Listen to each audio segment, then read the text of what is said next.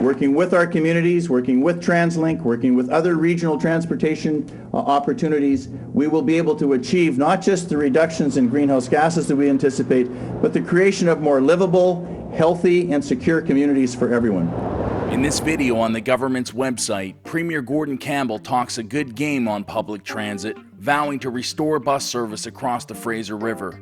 But there's a catch. It will have to wait until at least 2013, after the twinning of the Port Mann Bridge.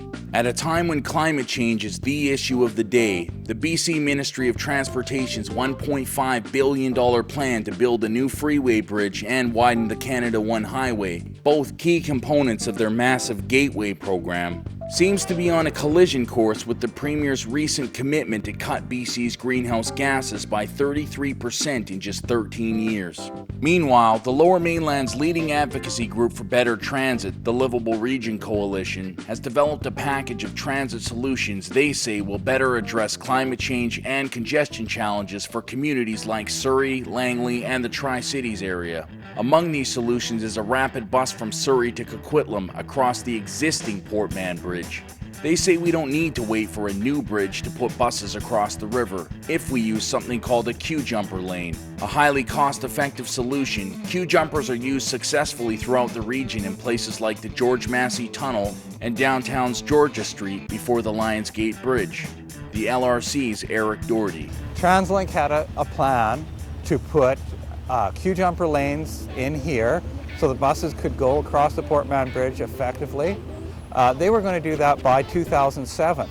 It was only Kevin Falcon's plan to twin the Port Mann Bridge that caused this to be delayed. Basically what Kevin Falcon said to TransLink was, don't put it in now. Wait till 2013 when we can twin the bridge. It's a matter of when it's going to go in. We can do it now. Ministry of Transportation officials like Gateway Program Director Mike Proudfoot acknowledged the need for this service today. Moving into the Port Mann project with the many congestion reduction measures, such as buses across the Port Mann for the first time in over 20 years. That's what we need to deal with today's issues. To Proudfoot, it may be today's issue, but apparently we'll have to wait 6 more years for a solution. But the LRC and Proudfoot agree on one point: improved transit is essential for controlling traffic congestion.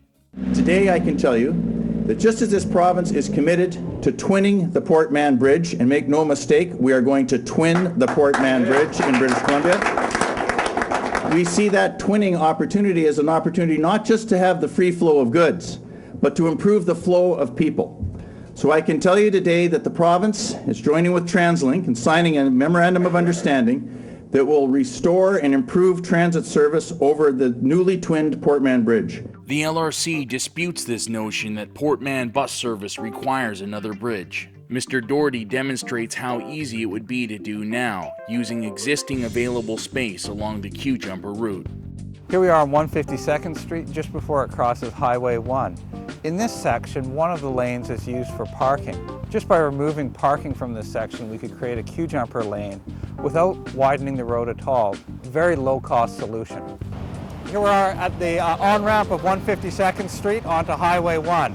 This is where 3 lanes are merging into 2. This bottleneck causes traffic to back up for quite a distance during peak periods.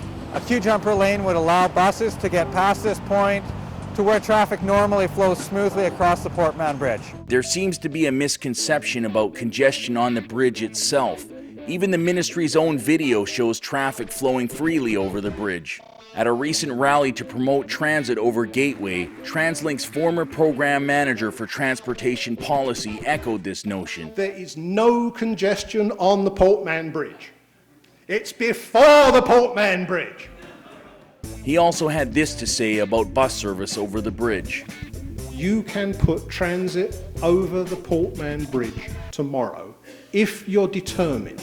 I asked Gateway champion and Transportation Minister Kevin Falcon about queue jumper service over the existing bridge. Well, that's certainly been suggested, and I think it's good that people suggest that. I also think it's important that we look at it and determine whether or not that's true or not.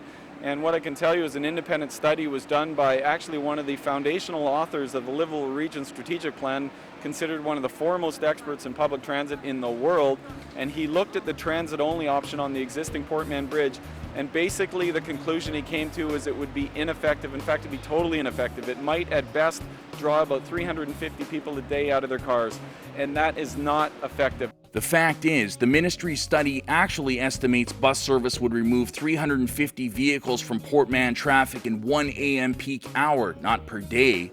It suggests that 3,300 people would switch from driving to transit in the 5-hour AM study period alone. And what the minister fails to mention is these numbers are based on the modeling of routes that would make little sense to most users. The LRC in fact produced a report called Taken for a Ride that shows how the ministry manipulated their transit studies. For example, although ministry officials refused to confirm the exact routes they modeled, in documents obtained through a Freedom of Information request, it appears one route, depicted here in red, went from Maple Ridge to Coquitlam Center via the Golden Ears Bridge, Highway 1, and the Port Mann Bridge. For people traveling from Maple Ridge to Coquitlam, it would make far more sense to take the 20-minute West Coast Express than this slow, illogical bus route. But the ministry and TransLink do operate on the assumption that a queue jumper would allow buses to cross the existing bridge efficiently, as shown in this quote here in the LRC's report.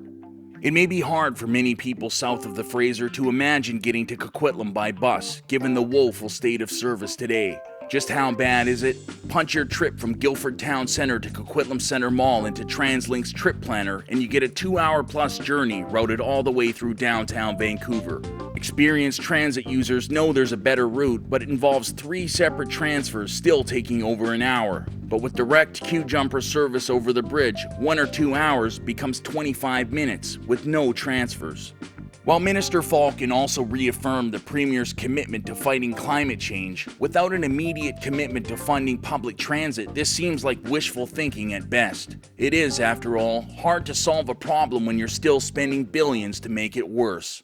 Oh, there needs to be a lot more done, and there's going to be a lot more done. That's what the Premier was signaling, that in fact the Premier wants he wants British Columbia to be in the leagues of the Londons and the Parises and the Hong Kongs, and to do that we have to get our percentage of transit ridership from 12% to 20 to 25%, and that means obviously there's going to be significant, massive new investments to ensure we achieve that, and we will.